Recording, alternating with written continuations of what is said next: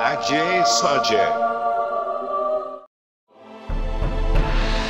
오디오 초안지 그 12번째 이야기.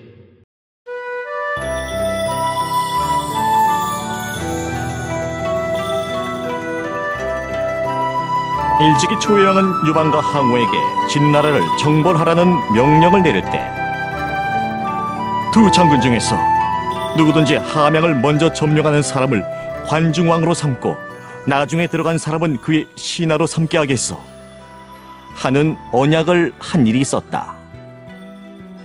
그러므로 항우보다도 먼저 함양을 점령한 유방이 관중왕이 되어야 할 것은 당연한 일이었다. 유방은 함양에 먼저 입성하자 관중왕의 자격으로 모든 장병들에게 계급의 상하를 막론하고 국가와 백성들의 재물을 약탈하거나 부녀자들을 겁탈하는 자는 용서 없이 엄벌에 처한다 하는 포고령을 내렸다. 그것은 지극히 시기적절한 포고령이었다. 그러기에 백성들은 유방을 자부처럼 우러러 모시게 되었다. 그도 그럴 것이 어떤 군대를 막론하고 전쟁에 이긴 군대는 패전국의 재물을 약탈하고 부녀자들을 겁탈하는 것이 당연한 일처럼 생각해왔기 때문이었다. 유방은 그러한 패단을 너무도 잘 알고 있었기 때문에 입성식이 끝난과 동시에 그런 포고령을 내려 백성들의 피해를 사전에 막아주었던 것이다. 그로 인해 함양성 안의 질서는 단시일 내에 확립되었고 백성들은 오래간만에 다리를 뻗고 잘 수 있게 되었다. 그러나 유방도 역시 사람인지라 그에게도 인간적인 약점은 없을 수 없었다. 유방은 함양성 안의 치안을 확립하고 나자 대장들과 함께 진황제가 거처하던 궁전을 돌아보기로 하였다. 유방은 함양성 안의 군정들을 둘러보다가 그 규모가 방대하고도 장엄한 데 놀라움을 금치 못했다. 진나라의 궁전은 시황제가 지어놓은 아방궁을 비롯하여 금은보화로 장식된 궁전이 무려 36궁이나 있었고 황제가 논을기 위해 만들어 놓은 유원도 24원이나 있었다. 그런데 그 중에 어느 것 하나 호화롭고 수려하지 않은 것이 없어서 유방은 정신이 황홀해올 지경이었다. 게다가 대궐 안에 있는 창고 문들을 열고 보니 그 많은 창고 안에는 금은보화가 넘쳐나도록 쌓여 있는 것이 아닌가. 전국 각지의 백성들에게서 금은보화를 이렇게도 많이 수탈해왔으니 백성들은 기아에 허덕일 수밖에 없지 않았을 것인가. 유방의 입에서는 역대 진왕제들의 죄악상에 대한 매도성이 절로 튀어나왔다. 그러면서도 그와 같이 엄청난 보물들이 이제부터는 관중왕인 자기에게 귀속되었다고 생각하니 마음이 잠옷 흐뭇하였다.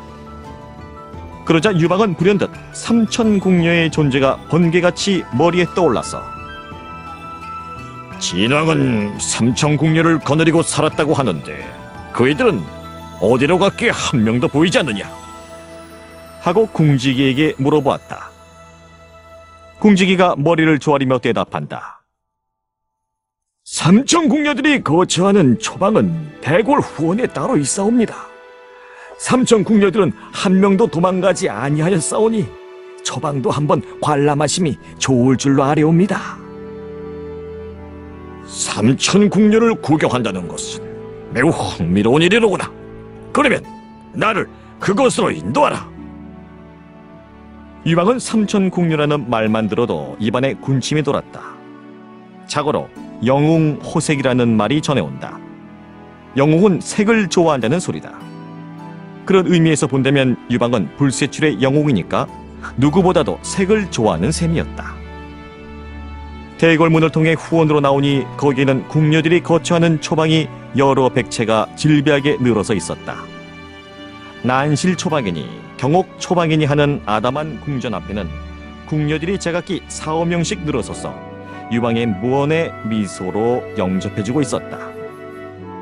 아무 말도 아니하고 미소만으로 오늘의 영웅을 영접해주고 있는 궁녀들. 그들은 열이 하나같이 20세 안쪽의 절세 가인들 뿐이었는데 그들의 말없는 미소는 대장부의 간담을 녹여내는 것 같이 고혹적이었다. 너무도 아름답고 너무도 매혹적이었어 유방은 걸음걸음에 정신이 현혹되어 오는 것을 어쩔 수가 없었다. 바로 그날 아침에 유방은 예하 장병들에게 자기 입으로 수하를 막론하고 부녀자를 겁탈하는 자는 엄벌에 처한다 하는 엄명을 내린 일이 있었다. 그러나 삼천 궁녀들의 미모에 현혹된 유방은 그와 같은 사실을 까맣게 잊어버렸다. 다만 삼천 궁녀들을 모조리 즐겨보고 싶은 욕기에서 나는 관중왕이 되었으니 내게는 저희들을 마음대로 즐길 수 있는 권리가 있지 않은가? 하는 생각만이 머리에 꽉 차올랐다. 그리하여 궁지기에게 난 오늘부터 대궐에 거처를 할 테니 나의 숙소를 대궐로 정하라 하고 기막힌 명령을 내렸다. 수행하던 벙케가 그 말을 듣고 깜짝 놀라 즉석에서 가난다. 아이, 주공께서는 무슨 말씀을 하고 계십니까? 진나라가 망한 것은 화려한 궁정과 아리따운 미들 때문이었습니다. 그런데 주공께서도 화려한 궁정과 아리따운 궁녀들에게 현혹되신다면 이제 앞으로 천하를 어떻게 얻으실 수 있소리까? 동행하던 수하도 옥깃을 바로 잡으며 권쾌 장군의 간언은 지당하신 말씀입니다. 주공께서는 이런 곳에 머물러 계실 것이 아니었고 일단 배상에 진을 치고 항우의 군사가 오기를 기다리셔야 합니다. 그렇게 하지 않으면 반드시 후환이 있을 것이옵니다. 하고 간곡하게 간언하였다. 그러나 유방은 고개를 저으며 말한다. 내 이미 하명을 먼저 점령했으니 궁정과 궁녀들은 모두가 내 것이 아니오. 그리고 아방궁으로 돌아와 용상 위에 털썩 걸터하는 것이 아닌가. 소와 벙키는 기가 막혔다. 평소에는 사생활이 누구보다도 질박하던 패공이었지만 삼천 궁녀들을 보고 나서는 태도가 그렇게도 변할 수가 없었기 때문이었다. 소와 벙키는 그 점을 크게 걱정한 나머지 장량에게 사람을 보내 그 사실을 급히 알렸다. 장량이 대궐로 달려들어와 유방에게 신랄하게 간한다. 대공께서는 노인일로 대궐 안에 머물러 계시옵니까? 자고로 영화와 미색에 현혹되면 신세를 망치게 되는 법이옵니다. 대공께서 이것에 오신 것은 진나라의 학정을 제거하고 백성들을 구출하기 위한 이유 때문이었습니다. 만약 대공께서도 진제들과 마찬가지로 영화와 미색에 현혹되신다면 진나라의 황제들과 다를 것이 무엇입니까? 충원이 기회는 거슬리나 행동은 이런 법이었고 좋은 약이 있는 약은 입에 쓰오나 병에는 도움이 되는 법이옵니다. 그러므로 배공께서는 모든 보고와 모든 국문을 굳게 걸어 잠그시고 소와 벙케의 간언대로 군사를 배상으로 이동시켜 놓고 항우가 오기를 기다리셔야 합니다. 만약 그렇지 않으시면 항우 장군의 미움을 사서 돌이키기 어려운 불행을 초래하게 될지도 모릅니다. 장량이 가차없이 충고하니 유방은 그제야 정신이 번쩍 들었다. 항우의 미움을 사면 어떤 불행을 초래할지 모른다는 말에 유방은 쇠망시로 뒤통수를 얻어맞은 듯한 충격을 느꼈던 것이다. 함양을 먼저 점령한 사람은 유방이었다. 따라서 관중왕의 자리는 응당 유방이 차지해야 옳을 일이었다. 그러나 자만심이 강하고 성미가 왈패스러운 항우가 과연 관중왕의 자리를 유방에게 곱게 내줄지는 그것은 유방 자신으로서도 크게 염려되던 일이 아니었던가. 유방은 그제서야 자신의 경솔을 깨닫고 자방 선생의 말씀을 들어보니 과연 내가 잘못했소이다. 그러면 군사를 배상으로 이동시켜놓고 항우 장군이 오기를 기다리기로 하겠소. 하고 군사를 그날로 패상에 이동시켜 놓았다. 패상에 진을 치고 나자 소아가 다시 가난다. 백성들이 오랫동안 진나라의 학장에 시달려왔으니 주공께서는 노인들을 한자리에 불러 위안잔치를 크게 베풀어 주소서. 그리고 주공의 시정 방침인 약법 3장도 그 자리에서 널리 선포하시옵소서. 그래야만 백성들의 환심을 사실 수 있사옵니다. 유방은 소아의 충고대로 함양성 안의 노인들을 한자리에 모아놓고 위안잔치를 성대하게 베풀어 주었다. 그리고 약법 3장까지 선포하니 백성들은 크게 감동하여 바라옵건대 폐공께서는 부디 이 나라의 임금님이 되어주시옵소서. 하고 축원하며 유방을 애워싼 채 언제까지나 돌아갈 줄을 몰랐다. 장안을 비롯하여 서마은과 동해 등은 자기네 부하 장병들이 사흘밤 사이에 몽땅 생매장을 당한 사실을 알고 크게 놀랐다. 그리하여 세장수는 항우에게 달려와 무릎을 꿇고 아랜다. 저희들에게 용서받지 못할 죄가 있는 모양이오니 저희들도 부하 장병들과 같이 처벌해 주소서. 항우가 손을 내저으며 말한다. 그대들에게는 아무 죄가 없으니 조금 더 두려워하지 마시오. 실상이죠, 수일 전에 야간 순찰을 하다가 사병들이 역적 모의를 하는 소리를 들었기 때문에 모조리 죽여버렸던 것이오. 그대들만은 끝까지 증명할 테니 안심하고 충성을 다해주기 바라오. 그래서 세 장수는 목숨만은 구할 수 있었다. 그러나 손발이 잘려버린 장수들이 과연 어느 정도의 충성을 다할 수 있을 것인가? 원체 우둔한 항우는 그처럼 섬세한 면에는 생각이 전혀 미치지 못했던 것이다. 10만 궁사를 생매장에 버림으로써 화근을 제거해버린 항우는 전군에 새로운 군령을 내린다. 최후의 관문인 남정관만 격파하면 함양으로 들어가게 될 테니 우리는 총력을 기울여 남정관을 격파하자. 항우의 대군은 최후의 관문인 남정관을 향하여 총진격을 개시하였다. 그런데 항우의 군사가 남정관에 맹렬한 공격을 퍼붓다 보니 서관에서 완강하게 반격을 가해오고 있는 군사들은 진나라 군사가 아니라 우군인 유방의 군사들이 아닌가. 서관에서 우리에게 반격을 가해오고 있는 군사는 진나라 군사들이 아니고 유방 군사들이다. 이게 어떻게 된 일이야? 성봉장은 너무도 뜻밖의 일에 크게 놀라며 그 사실을 즉시 항우에게 알렸다. 항우는 그 말을 믿으려고 하지 않았다. 너희들이 잘못 알았겠지.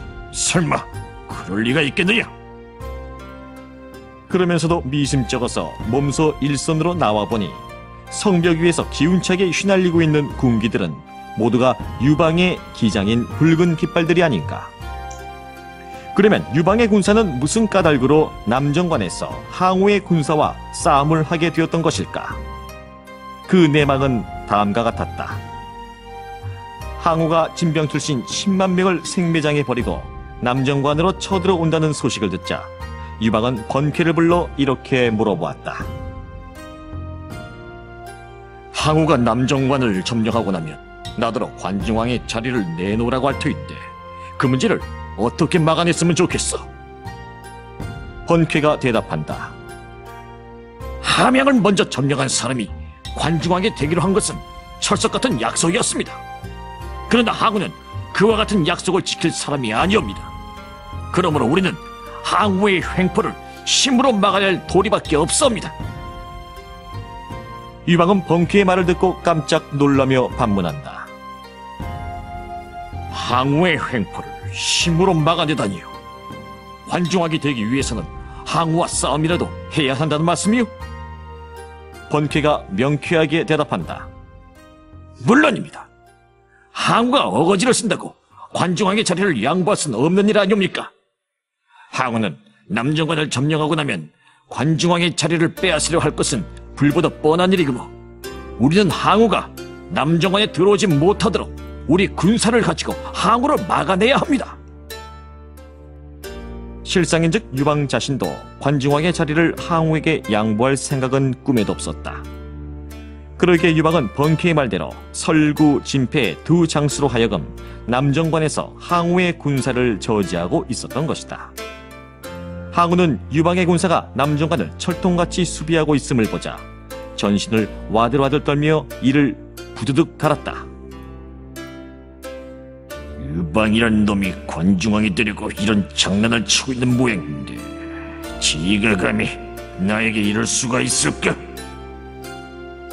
항우는 분노가 머리끝까지 치밀어 올라서 즉시 전군에 추상 같은 군령을 내린다.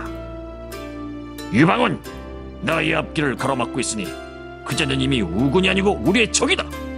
우리는 30만 대군을 총동원하여 이방을 단숨에 섬멸시켜버리자. 그러자 범증이 앞으로 달려나와 항우에게 아랜다.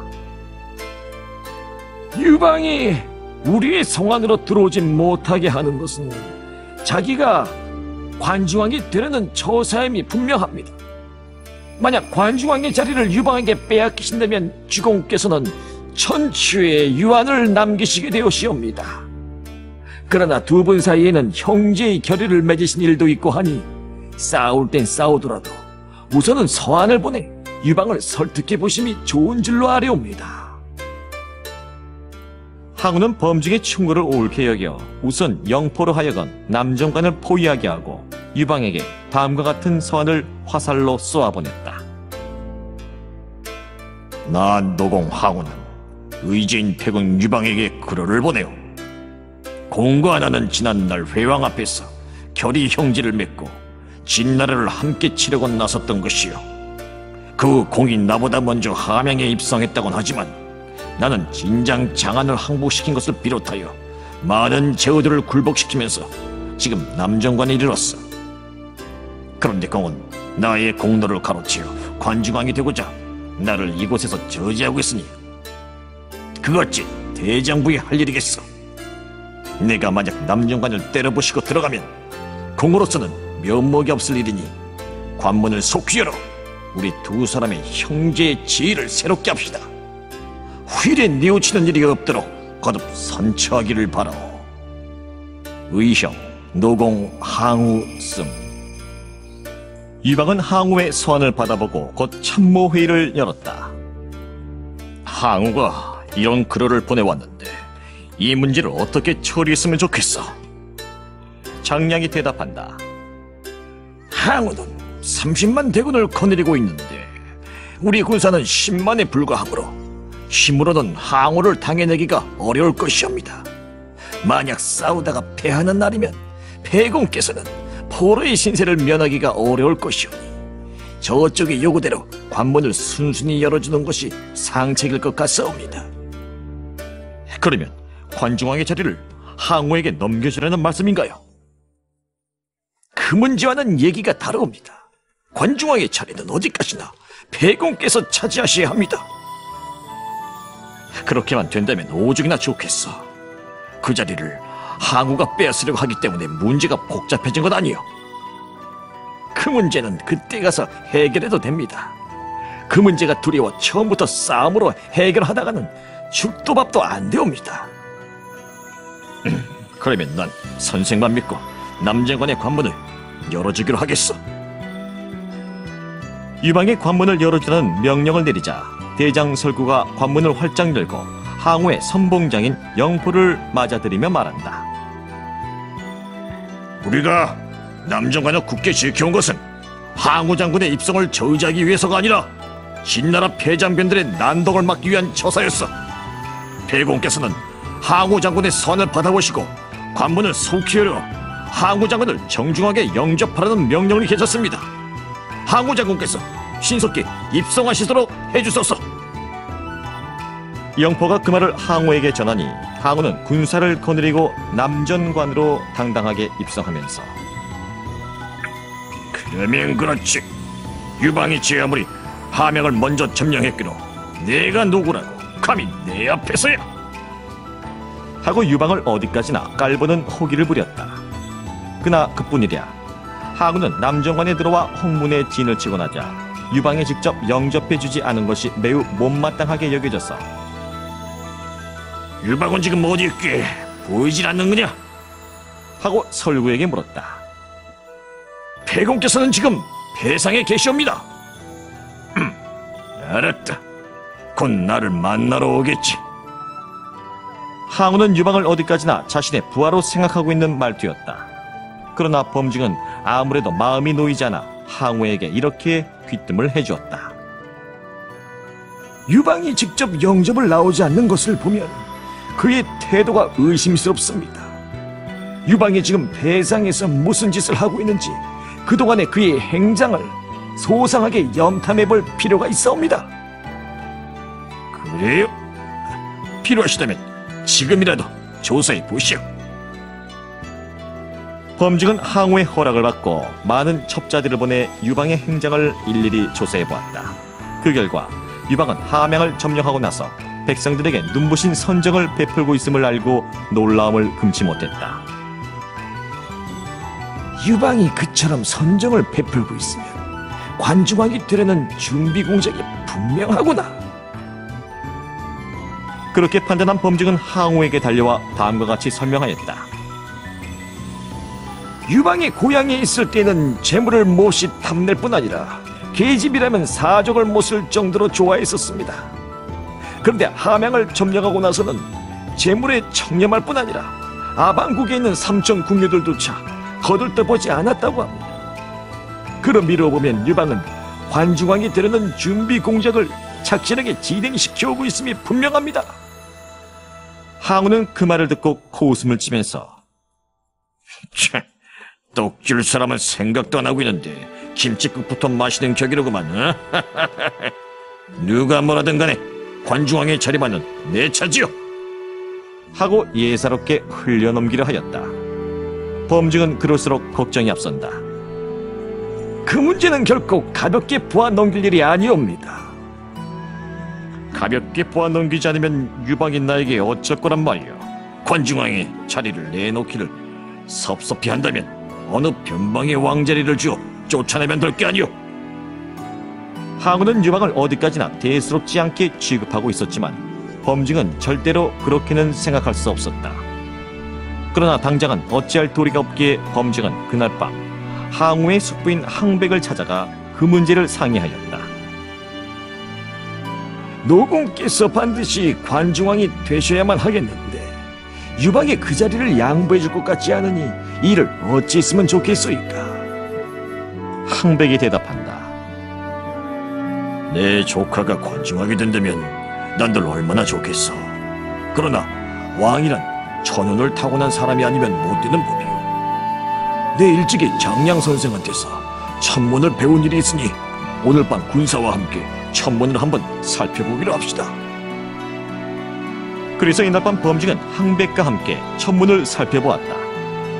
만리가 부족한 깊은 밤 산에 올라 성자를 살펴보니 항우가 진을 치고 있는 동쪽 하늘에는 살기가 감돌고 있는데 저 멀리 유방이 진을 치고 있는 서쪽 하늘에서는 제왕성이 찬란하게 빛나고 있는 것이 아닌가. 저럴 수가. 범직은 내심으로 탄식해하지 않으며 항백공께서는 천문을 어떻게 보시옵니까? 하고 항백의 견해를 물어보았다. 항백은 아무 대꾸도 아니하고 하늘의 별만 올려다보고 있다.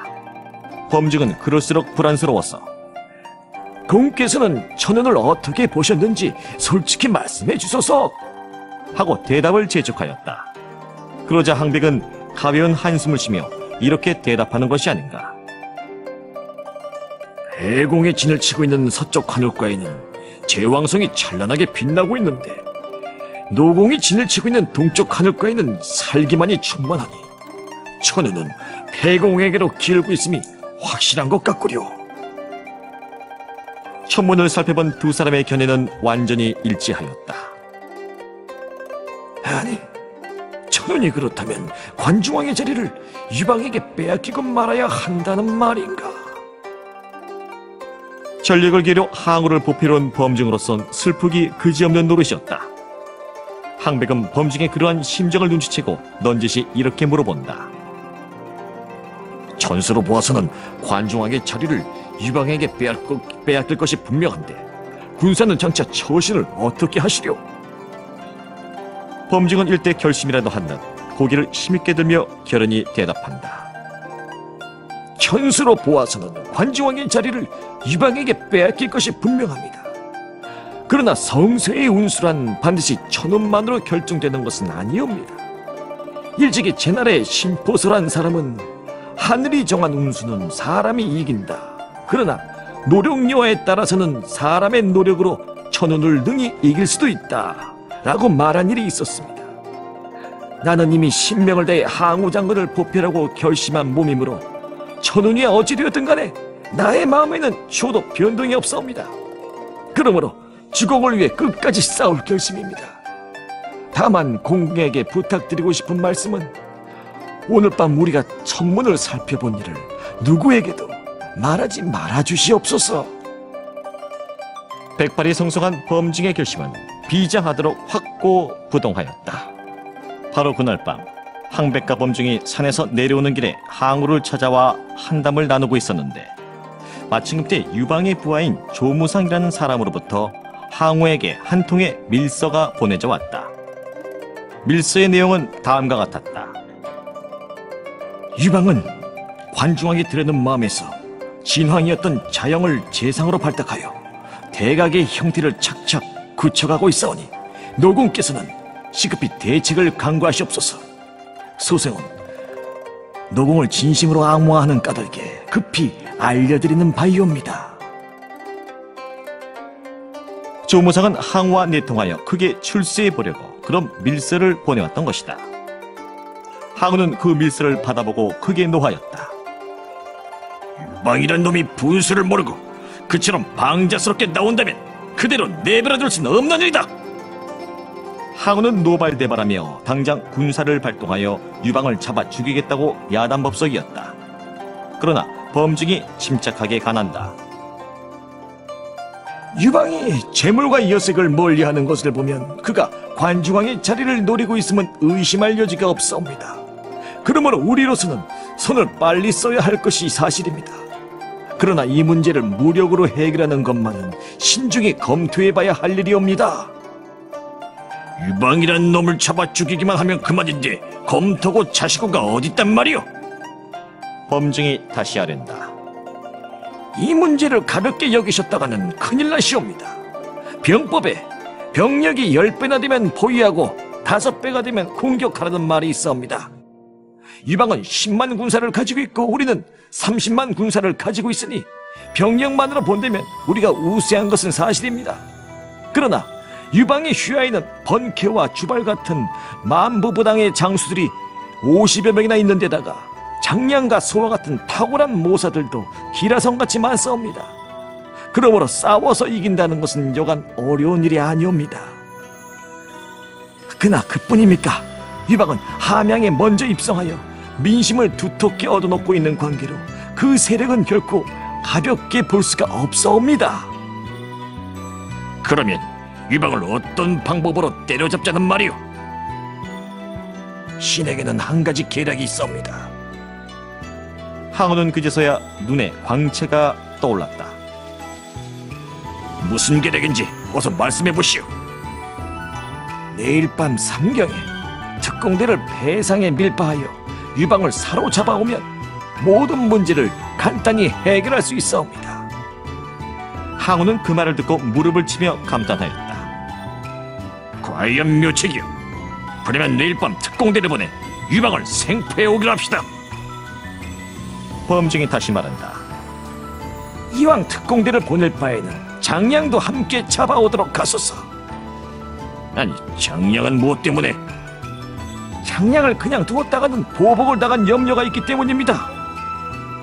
그렇다면 장량도 함께 잡아다가 죽여버립시다 그래.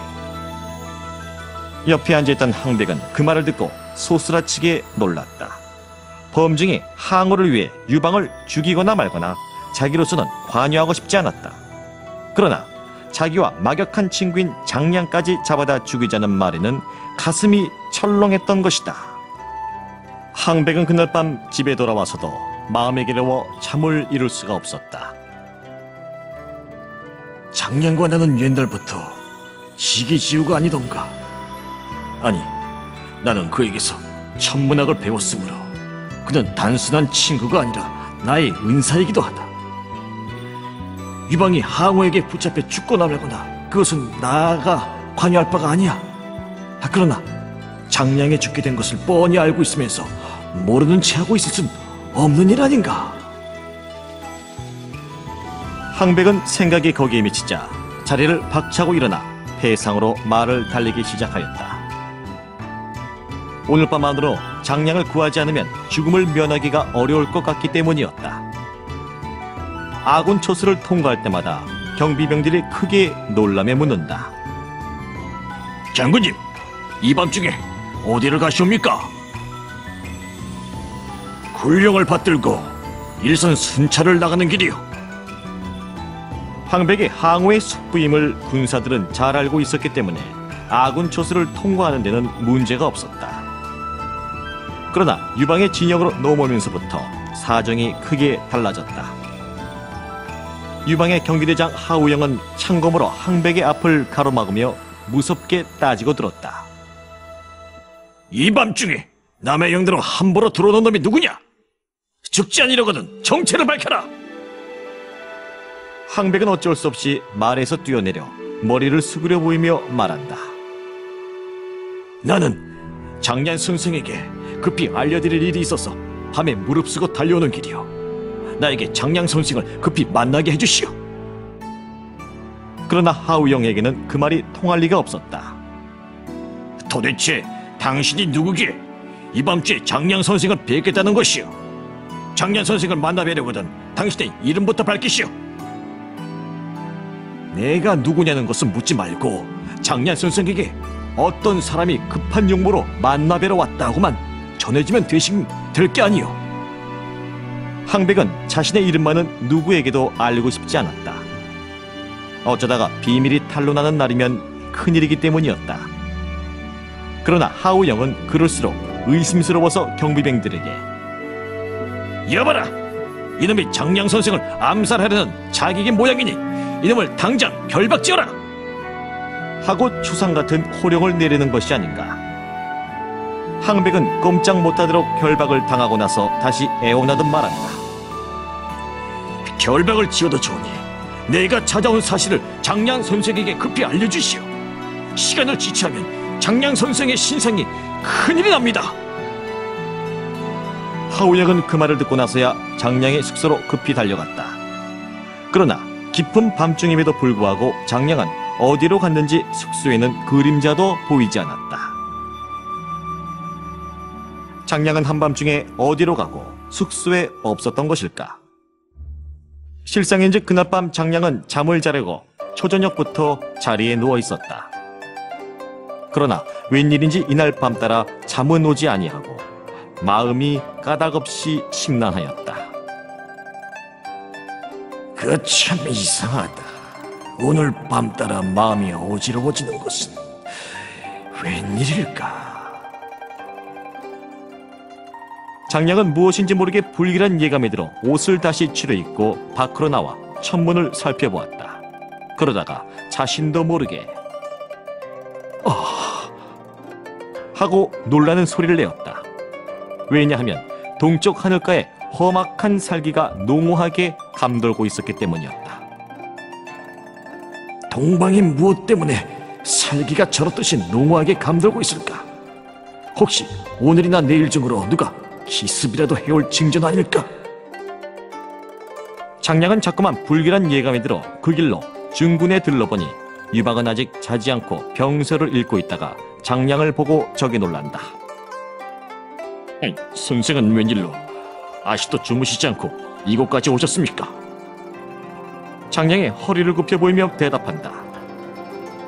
잠이 오지 않기에 밖에 나와 있던 길에 천문을 살펴본즉 웬일인지 동방에 살기가 충만하기에 이곳까지 걸음을 넘겨왔사옵니다.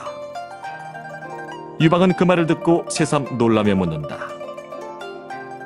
동방이 살기가 충만하다고요? 여기서 동방이라면 어디가 되겠습니까?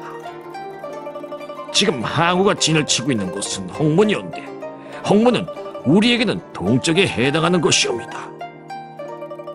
그러자 유방은 더욱 놀라며 묻는다. 아니, 그렇다면 항우가 일간 우리에게 기습이라도 해올 것 같다는 말씀인가요?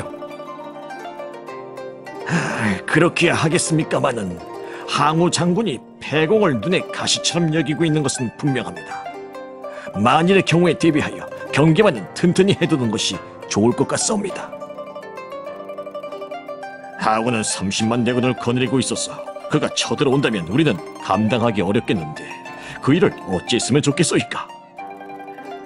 당장 쳐들어오는 것은 아니오니 너무 심려치는 맛이 없어서 창문을 자세히 살펴본 적 살기가 충만한 중에도 한 줄기의 섬광이 비쳐 있으니까 설사 항우가 기습을 해오더라도 큰일은 없을 것이옵니다. 장량의 유방과 그러한 말을 나누고 있을 바로 그때 문득 밖에서 인기척이 나더니 누군가가 숨가쁜 목소리로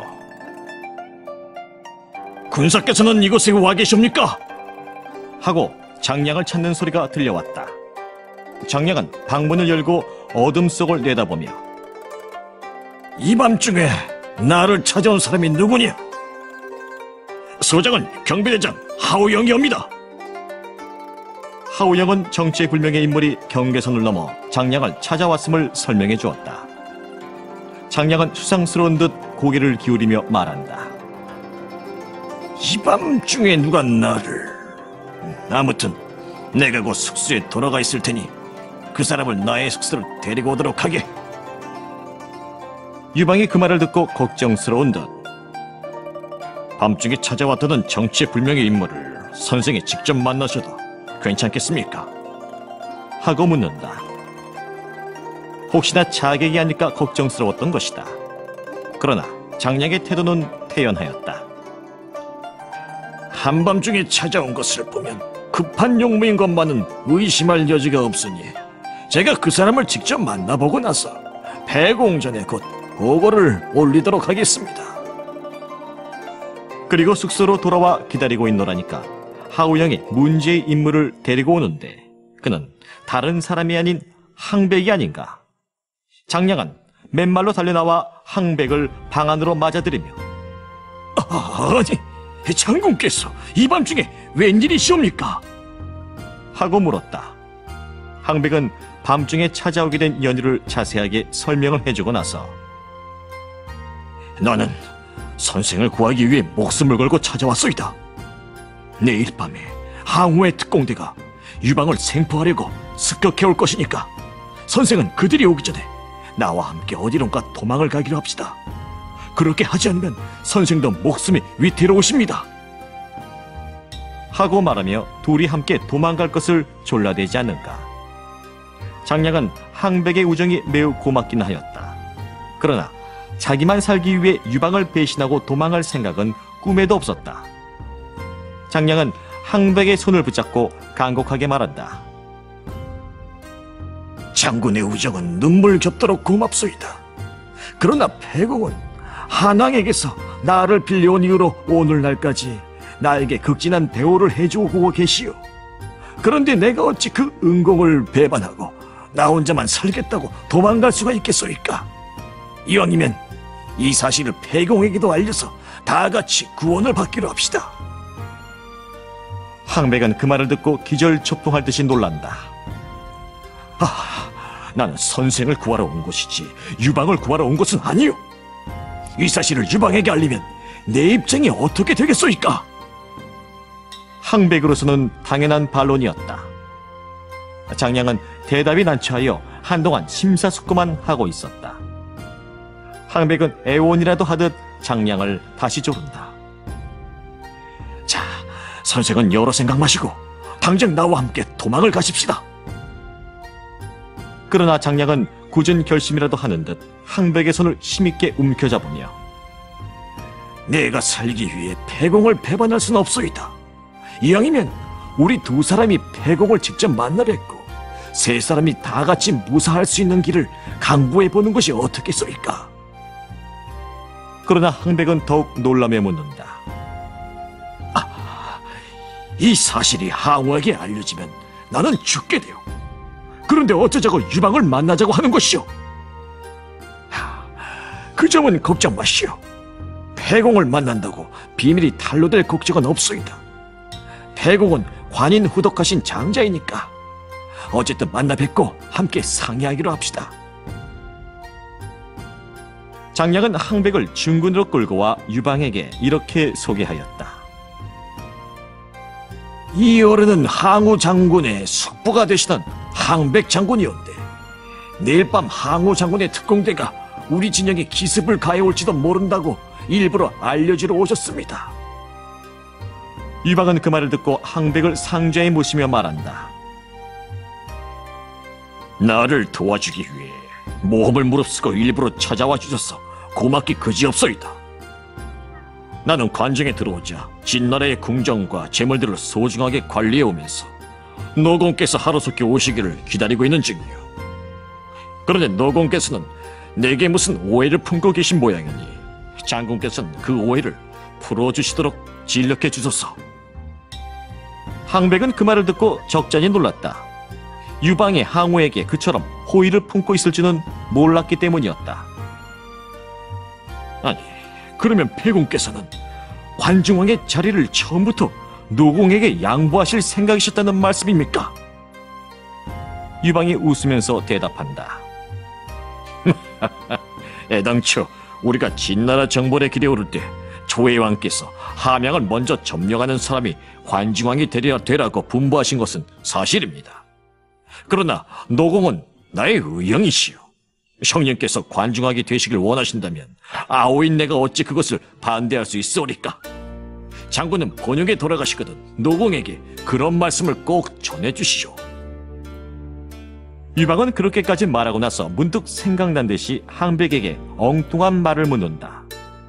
아 참, 내가 듣건대 장군께서는 수년 전에 상배를 하시고 아직도 속편을 아니하셨다고 들었는데 그게 사실입니까? 여기서 항백은 또 한 번 놀라지 않을 수 없었다. 유방이 자기 자신의 신상 문제까지 그처럼 소상하게 알고 있을 줄은 몰랐기 때문이었다. 항백은 겸연쩍게 웃으며 대답한다. 아이, 폐공께서 그런 일까지 알고 계신 줄은 몰랐습니다. 마누라가 죽고 나서 아직 독시로는 있사옵니다. 아직 속편을 아니하셨다면. 유방은 거기까지 말하다가 문득 의미심장한 미소를 지으며 장량의 얼굴을 바라본다. 장량은 유방이 무슨 까닭으로 자기를 보고 웃는지 알 수가 없어서 저에게 무슨 하실 말씀이 계시옵니까? 하고 물어보았다. 그러자 유방은 여전히 웃음을 지며 장량에게 이렇게 말하는 것이 아닌가. 선생께서도 알고 있으시다시피 나에게는 관연한 누이 동생이 하나 있지 않소? 항백 장군에게 그 일을 후치로 데려가 주신다면 나로서는 그처럼 고마운 일이 없겠는데 선생은 어떻게 생각하시오? 유방은 항백을 매제로 삼아 항우의 기밀을 수시로 알아내고 싶었던 것이다. 너무도 뜻밖의 말에 장량과 항백은 다 같이 놀랐다. 장량은 즉석에서 유방의 의중을 알아채고 그거 참 좋은 일이시옵니다. 항백 장군은 부디 폐공의 매제가 되어 주시옵소서 하고 항백에게 동의를 구하는 것이 아닌가. 항백도 내심으로는 크게 감동하고 크게 기뻤다. 유방이 자기에게 그처럼 호의를 품고 있을 줄은 몰랐기 때문이었다. 그러나 항백의 입장으로서는 그 청혼을 응낙할 수가 없었다. 매우 고마우신 말씀이오나 저로서는 그 일을 응낙할 수가 없사옵니다. 노공과 폐공은 지금 대립 상태에서 지형을 다투고 있는 형편이온데 이 판국에 제가 폐공과 인척관계를 맺으면 세론이 너무도 분분할 것이옵니다. 그러자 장량이 얼른 나서며 말한다. 그것은 쓸데없는 걱정이요. 노공과 폐공은 의형제간이 아니요. 게다가 진나라를 완전히 평정해버렸으니 두 분 사이에 이제 무슨 문제가 있겠소이까? 유방은 항백의 손을 다정하게 움켜잡으며 자, 우리가 이렇게 만나게 된 것은 전생부터 인연임이 분명하니 장군은 부디 나의 매제가 되어주시오. 그래서 오늘 밤 본영에 돌아가시거든 노공께서 내게 품고 계신 오해를 부디 풀어주도록 애써 보시오. 하고 간곡히 부탁하는 것이 아닌가. 항백은 그처럼 간곡한 부탁을 나니 거절하기가 매우 거북하였다. 장량이 그러한 눈치를 재빠르게 알아채고 자고로 좋은 일은 서두르라는 속담이 있소이다. 두 분께서는 이 자리에서 옷고름을 서로 맺어 결납의 의식을 대신하기로 하십시다. 하며 유방과 항백의 옷고름을 서로 맺어주었다. 그로써 혼인이 성립되고 나니 항백은 자리에서 서둘러 일어서며 말한다. 그러면 나는 이제부터 급히 돌아가 내일 밤 특공대가 기습해 오지 않도록 노공을 설득해 보겠소이다. 그 대신 폐공께서는 근일 중에 노공을 직접 찾아오셔서 오해를 깨끗이 풀도록 하소서. 일간 틀림없이 노공을 찾아 뵐 테니 부디 오해를 풀게 해주소서. 유방은 그렇게 말하며 항백을 성문 밖까지 정중하게 전송하였다. 한편 다음날 항우는 특공대를 보내 유방을 생포해 올 시각이 가까워오자 모든 장수들에게 비상 소집령을 내렸다. 굴령 이하 모든 장수들이 중군으로 속속 모여들었다. 그러나 항백만은 보이지 않았다. 범직의 좌중을 둘러보며 묻는다. 항백 장군이 웬일로 나타나지 않는지 누구 모르오? 그러자 당직장인 정공이 대답한다. 항백 장군이 어젯밤 한밤중에 혼자서 대상 방면으로 말을 달려 나가시는 것을 보았는데 아직 돌아오지 않으신 모양입니다. 범직은 그 말을 듣고 소스라칠 듯이 놀라며 항백 장군이 한밤중에 무슨 일로 대상 방면으로 달려가시더란 말인가? 혹시 사람을 잘못 본 것은 아니냐? 본인이 직접 보았으니까 틀림없는 사실이옵니다. 혹시 항백 장군이 우리의 거사기밀을 유방에게 알려줄지도 모르는 일 아닌가? 그렇다면 오늘 밤의 계획은 중지해야 하겠어. 범직은 분노의 소리를 질렀다. 그러나 항우는 범직의 말을 대수롭게 여기지 않았다. 군사는 무슨 소리 하고 계시오? 항백 장군은 나의 아저씨고, 그 아저씨가 그 나의 숙부인데 그 사람을 의심하는 것은 너무 심한 말씀인 것 같구려. 그러나 범직은 고개를 좌우로 흔들며 말한다. 항백 장군이 주공을 고의로 배반하진 않을 것입니다. 그러나 누구를 만나 이 말 저 말 해 가다가 무심 중에 군기를 누설할 수는 얼마든지 있는 일이옵니다. 그러므로 만일을 경우로 생각해 오늘 밤의 계획만은 일단 중지하는 것이 좋을 줄로 아뢰옵니다. 그 모양으로 항우와 범증이 옥신각신하고 있을 바로 그때 문제의 인물인 항백이 좌중으로 급히 달려들어왔다. 장량과 작별하고 지금 막 돌아오는 길이었던 것이다. 항우는 항백을 보자 분노의 어조로 따져 묻는다. 아니, 숙부는 어딜 갔다가 이제야 오시는 길이요? 항백은 머리를 숙여 보이며 대답한다. 나는 내 친구인 장량을 만나러 갔다가 지금 돌아오는 길이요. 항우는 그 대답을 듣자 분노가 치밀어 올라서 허리에 차고 있던 장검을 한 손으로 움켜잡으며 벼락같이 큰 소리로 외친다. 무슨 까닭으로 이밤중에 장량을 만나러 갔는지 그 이유를 사실대로 밝히오. 만약 군기를 노설하고 돌아오는 길이라면 비록 숙부라 할지라도 용서를 못하겠어. 항우가 분노하는 것은 당연한 일이었다. 그의 목소리가 얼마나 컸던지 만자의 장수들이 한결같이 소스라치게 놀랐다. 그로 인해 좌중에는 벼랑한 살기가 등등해졌다. 항백은 침착하게 대답한다. 나는 장량에게 군사기밀을 알려주려고 패상에 갔다 오는 길은 아니오. 그 점만은 오해하지 말아주시오. 군사기밀을 알려주지 않으려면 무엇 때문에 장량을 만나고 돌아오는 길이란 말이오? 항백이 다시 대답한다. 주공께서도 알고 계시다시피 지금 유방의 휴야에 머물러 있는 장량은 나에게는 둘도 없는 친구요. 오늘 밤 우리가 저들에게 기습을 감행하면 장량이 억울하게 희생될 것 같기에 나는 그 친구를 구해주려고 갔던 길이요. 장량을 구하러 갔다면 어째여 장량을 데리고 오지 않았어? 항우의 치국은 가차없이 맹렬하였다. 항백이 다시 대답한다.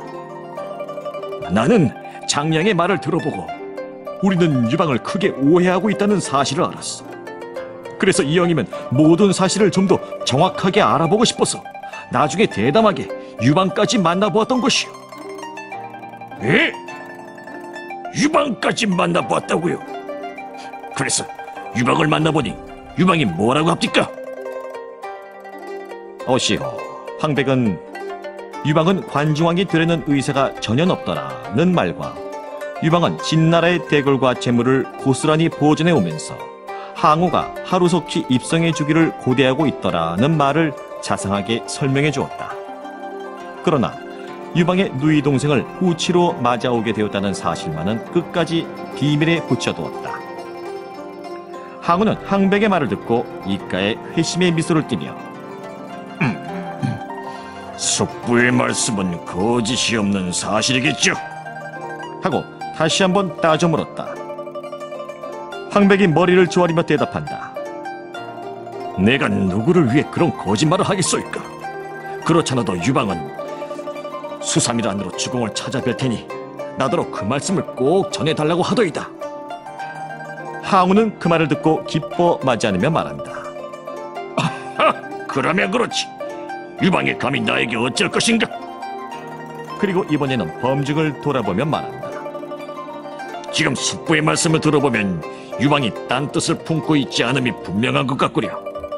죄 없는 사람을 함부로 생패우면 천하의 웃음거리가 될 것 같으니 오늘 밤의 계획은 수포로 돌려버리기로 합시다. 그러나 범증은 항우의 의견에 끝까지 수긍하려고 하지 않았다.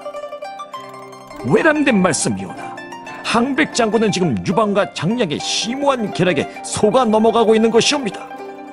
그러므로 유방을 지금 처치해 버리지 않으면 후일에 반드시 큰일을 당하게 되실 것이옵니다. 따라서 어떤 수단을 써서라도 이번 기회에 단호하게 처치해 버리셔야 합니다. 항우는 범증의 친구를 웃음으로 들며 넘기며 말한다. 군사는 유방을 위대한 인물로 생각하고 계시는 모양이지만 실상인즉 유방은 촌무사에 불과한 친구요. 그런 친구가 설사 야망을 품고 있기로 감히 내게 무슨 짓을 할 수 있겠어. 유방이 일간 나에게 인사를 하기로 오기로 했다니 그 자를 직접 만나보고 나서 처치를 하던가 어쩌던가 합시다. 예? 항우는 유방을 어디까지나 깔보고 있었다. 범증은 그 이상 어쩔 수가 없어서 일단 숙소로 돌아와 버리고 말았다. 그러나 잠을 자려고 자리에 누워도 잠이 오지 않았다.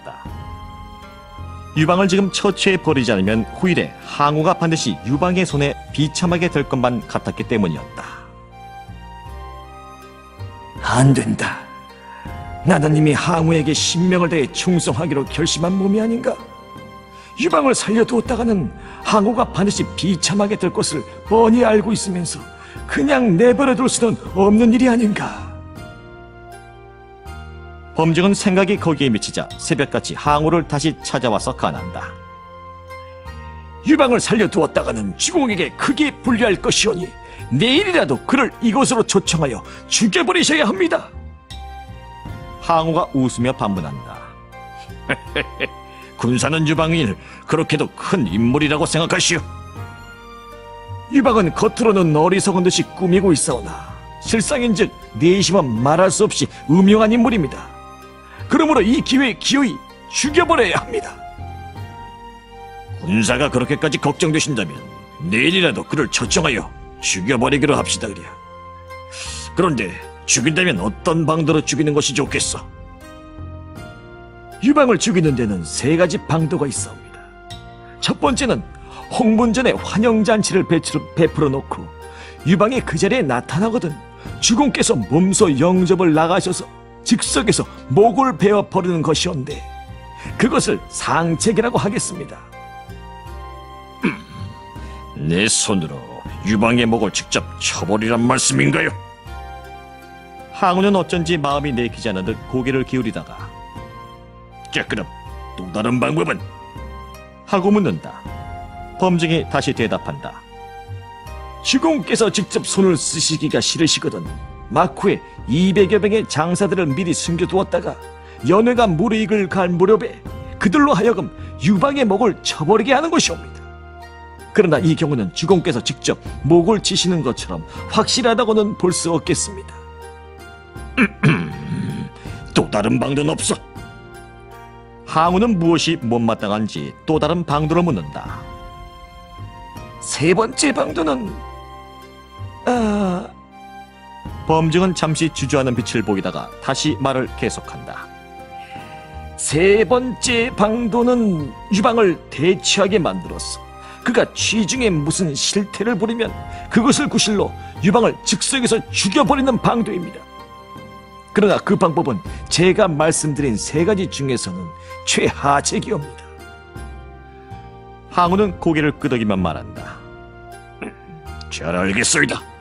그러면 이 세 가지 중에서 형편에 따라 내가 알아서 처리할 테니 지금이라도 유방에게 초청장을 보내도록 하오. 범증은 항우의 이름으로 유방에게 초청장을 보냈는데 그 내용은 다음과 같았다. 나 노공은 태공에게 초청의 글을 보내오.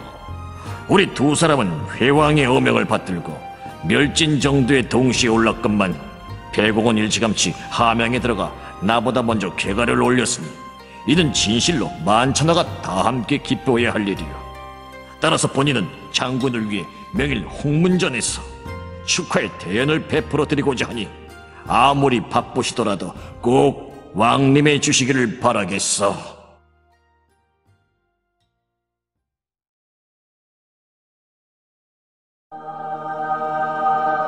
다음 이야기도 기대해주세요. Ajay Sajay represents